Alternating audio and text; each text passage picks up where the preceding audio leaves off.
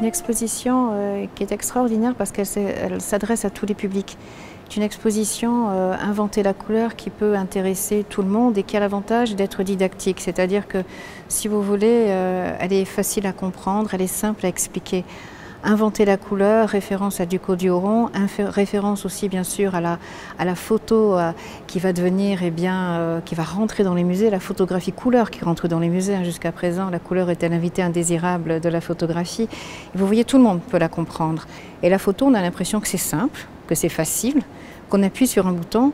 Et en fait, c'est beaucoup plus complexe. J'en discutais encore avec des visiteurs ce matin. Il y a cette magie, quand on arrive ici, du lieu, les Jacobins, qui est déjà un lieu de lumière, de par les vitraux, et en même temps cette interaction que vous avez avec l'exposition. Et ça, c'est fabuleux. Et les gens se laissent emporter, même les petits aussi. Il s'agit d'une exposition qui a été faite en hommage à Ducos du Oron, l'inventeur de la photographie en couleur, pour la célébration du centenaire de sa mort. Et donc, c'est dans les différentes manifestations de cette commémoration, c'est la partie, je dirais, contemporaine, c'est-à-dire artistique, qui montre ce que la photographie en couleur artistique moderne et contemporaine doit à l'invention de Ducos du Oron.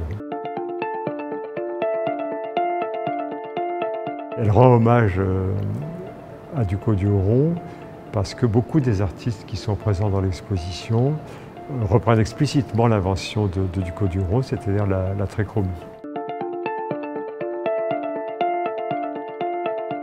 Donc les premiers photographes en couleur, artistes, si on peut dire, il faut prendre beaucoup de précautions, qui sont les photographes de rue américains, les street photographers des rues de New York en particulier, vont utiliser la couleur, à la fois parce que c'est un élément de la réalité du monde, et puis aussi parce que ça leur permet d'exprimer des sentiments. Par exemple, Ernst Haas, qui arrive d'Autriche, d'une Autriche toute grise d'après-guerre, il arrive à New York, il est ébloui par les couleurs, donc il photographie en couleur.